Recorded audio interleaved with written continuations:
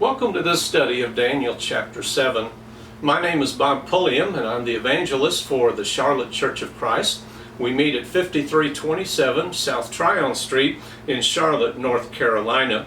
This study of Daniel chapter 7 is going to be a little bit of a review of Daniel chapter 2 because it covers the same kind of material. In Daniel 2 we saw four kingdoms and God then setting up his kingdom in the days of that fourth empire. And that's exactly what we're going to see here in Daniel 7, except for the fact that we're going to have some additional information, some additional imagery that is given to us. And so our undertaking in this study is to look at chapter 7 and see what additional information may be given to us by the vision that was given to Daniel. Now, in this chapter, we're backing up to the beginning of Belshazzar's reign, and it is at this time that Daniel has the vision. And instead of a great statue set up with four parts, we now have a sea, and four beasts are going to arise out of that sea. The first beast that we come upon is a lion with eagle's wings. To me, this is a very memorable image from things that we see that archaeology has dug up from the Babylonian Empire. For example, the Ishtar Gate, some of the images of animals with wings on them. And so here we have a lion with eagle's wings. It's interesting that this lion the wings are plucked off. He's lifted up, made to stand on 2 feet like a man, human mind given to it. Sounds an awful lot like Daniel chapter 4 and what had happened to Nebuchadnezzar. And that may be the point. Nebuchadnezzar had brought Babylonia to its great apex of power, and so he could very easily be the epitome of the kingdom. The second beast that arises is a bear in verse 5. It's raised up on one side, 3 ribs are in its mouth. They say, "Arise, devour much meat." The third beast is a leopard, which has 4 wings on its back. It also has 4 heads. Dominion is given to it, and more information about that is going to be given as we go along in this chapter, but most of that information is going to come to us in chapter 8 and then also in chapters 10 and 11. Then we have a fourth beast. The fourth beast is interesting in its description. Daniel says in verse 7 that it's dreadful and terrifying, extremely strong, had large iron teeth. It devoured and crushed and trampled down the remainder with its feet, and it was different from all the beasts that were before it, and it had 10 horns. He's contemplating the 10 horns in verse 8. Another horn, a little one, comes up among them. 3 of the first horns are pulled out by the roots before it. Behold, this horn possessed eyes like the eyes of a man, and a mouth uttering great boasts. Then we see thrones set up. The Ancient of Days sits. Another, like a son of man, comes up to the Ancient of Days. He receives the kingdom, and we find that judgment is meted out to those who have opposed him. So this is the vision. It was very troubling to Daniel. He wants to know what it is that's going on in it. And so as we continue in verse 16, he approaches someone in the vision who's standing close by, and he asks just exactly what all of these things mean. So we begin the interpretation in verse 17, and we find that the 4 great beasts, these are 4 kings who will arise from the earth. I pointed out in chapter 2 that kings here relates to kingdom in verse 23. There are 4 kings coming, but the point is that there are 4 kingdoms that are coming. So we need to compare those and make sure that our terminology matches the intention of God when he gives the vision. And so we have the four beasts then, which are four kingdoms. Just to very quickly go over those. Don't want to spend a lot of time because they're not the point, and we'll get more detail on those, particularly the second beast and the third beast in chapter 8. But here we have the second beast. It's like a bear. It's raised up on one side. People want an opinion on what these things refer to. I'll give you an opinion. We're not specifically told, but it's raised up on one side. It is a dichotomy. There are two kingdoms forming one, and so we have the Medo-Persian Empire, the Medes and the Persians. The Persians, we know from history, was the dominant force in that empire, so the bear raised up on one side, in my mind, is the Persians being dominant over and above the Medes. Why are there three ribs in the mouth? You know, you can come up with all kinds of ideas. Some postulate that the ribs are three kingdoms that were devoured, and so that might be the Babylonian, the Libyan, and the Egyptian. Maybe so, I don't know. But the point in all of that is, while the bear has three ribs in his mouth and he's eating, he's told to arise, devour much meat.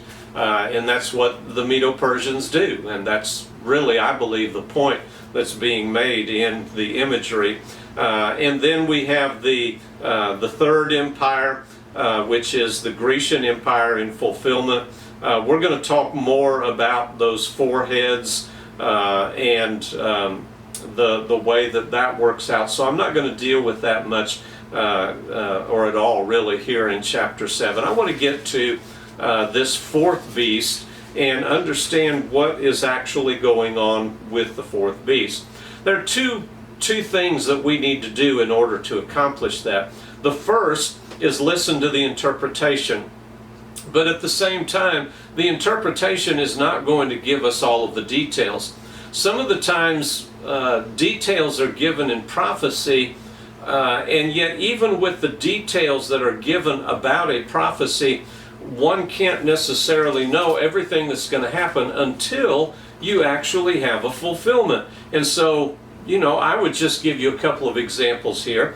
One of my favorites is Genesis chapter 15, where Abram is being told by God what is going to become of his descendants. The point is, when will your descendants get the land that I am promising to you?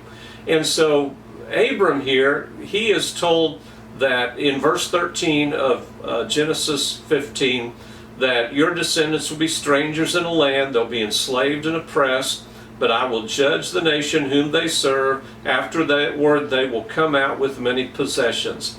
Now Abram cannot have any idea how that's going to take place. Certainly he doesn't have 10 plagues in his mind. He's not thinking, oh, there's going to be 10 plagues and God's going to deliver them. For all he knows, there's going to be a civil war, and his descendants will rise up in the midst of that nation and conquer that nation. And that makes sense because they're going to leave with many possessions. How would he, at this point, even have an inkling of the idea of there being 10 plagues, and by the time you get to the 10th plague, the citizens of that kingdom are so ready to get you out of their land that they're going to be shoving possessions into your hand, get you out the gate, so that all these plagues and all the adversity that's come upon them will end? Well, Abram can't know that. And so Abram, he does not know. It's a promise and it's a prophecy of the promise, but Abram can't know the details. And we have to realize that oftentimes, while we're told what's going to happen, we can't always know how it's going to happen. And some of the times in a prophecy, the point is not the how it's going to happen. The point is that it will happen. And I believe that's what's going on here in Daniel 7. I'll give you another very good example, and it is actually perhaps my favorite Old Testament messianic prophecy about the betrayal price in Zechariah 11 verses 12 through 13. And here in Zechariah 11, you may remember that we have the potter's house, we have the princely price that's set upon Jesus, and the fact that the money is thrown to the potter. When you read that prophecy, just read it very carefully. How does the price get into the right hands in the prophecy? We're not given the details of how it happens. We're told it does happen. And it's not until we get to the New Testament that we find out how, and everything works out perfectly, and you cannot miss the fact that this is what Zechariah was being shown in the prophecy. And so when we, and by the way, that's Matthew chapter 27 verses 3 through 10 for that fulfillment. We only know the specifics of meanings here in Daniel by going to the fulfillment. And so often we miss the fact that we have to look for that fulfillment in order to understand a prophecy. Now there may be a few other ways that are likely, and there are many.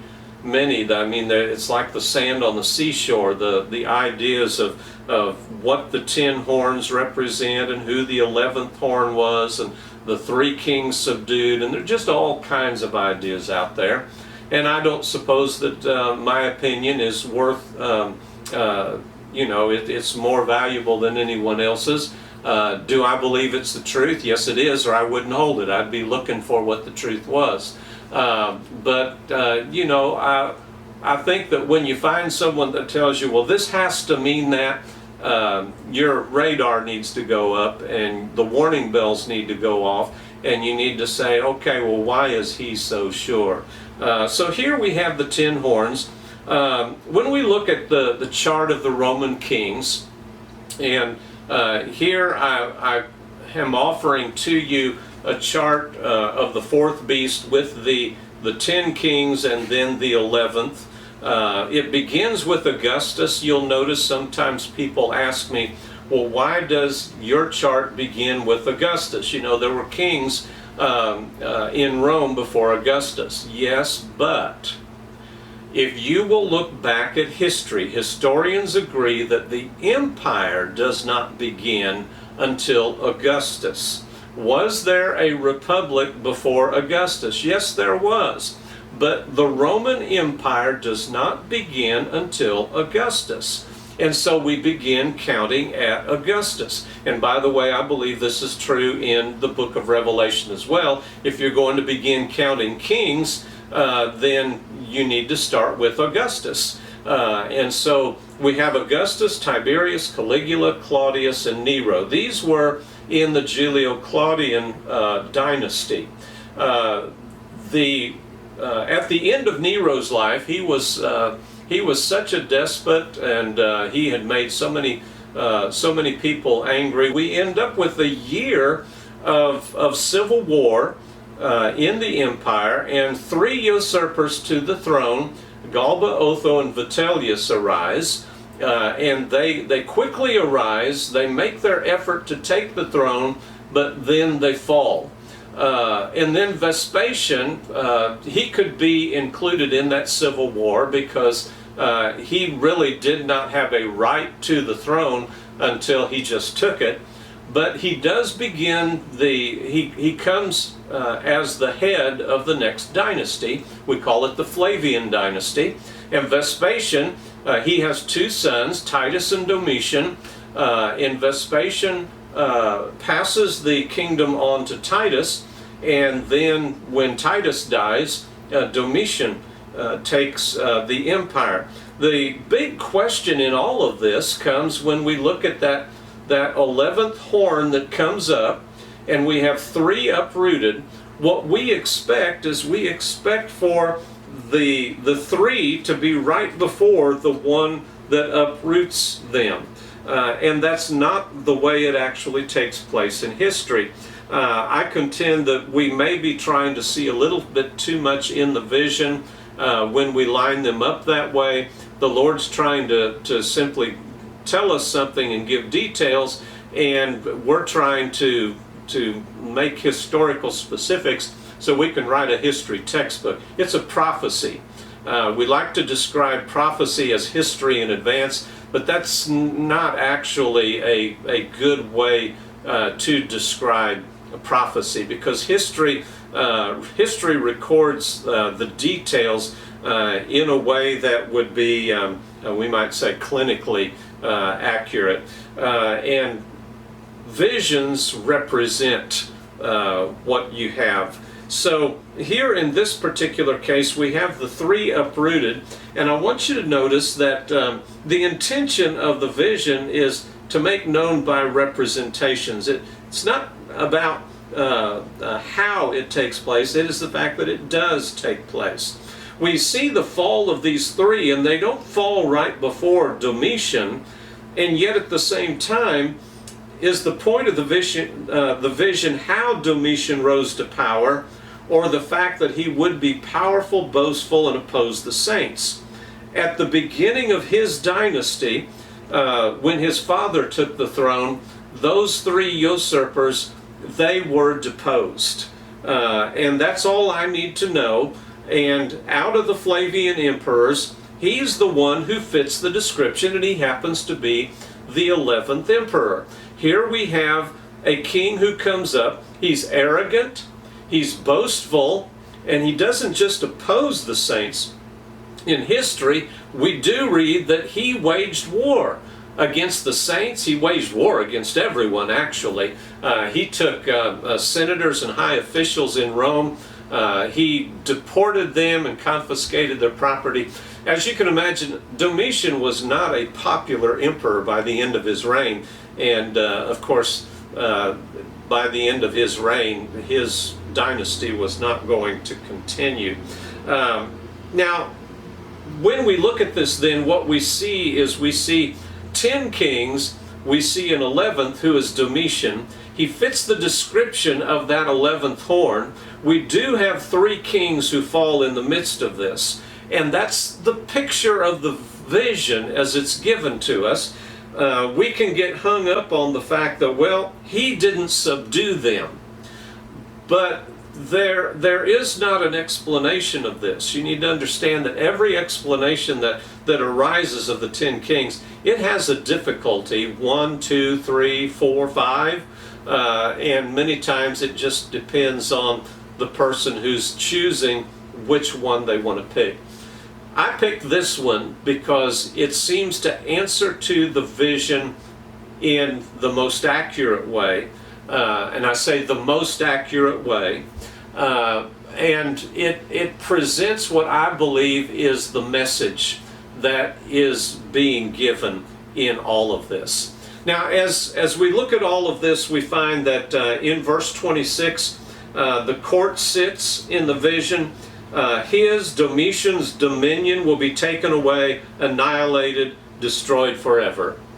His dynasty ended. He had no more dominion in any of his successors because he had no successors to the throne. And then we read about the sovereignty, dominion, and greatness of all the kingdoms being given to the people of the saints of the highest one.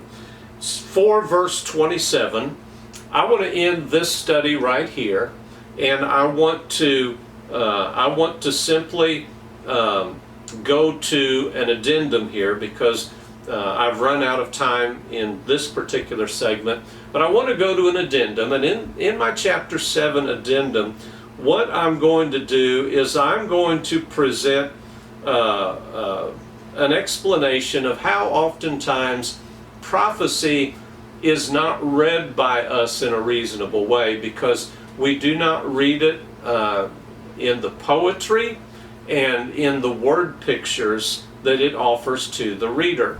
The Hebrews, when they gave prophecy, when God presented the future to them, there are things in it that we would never put in it.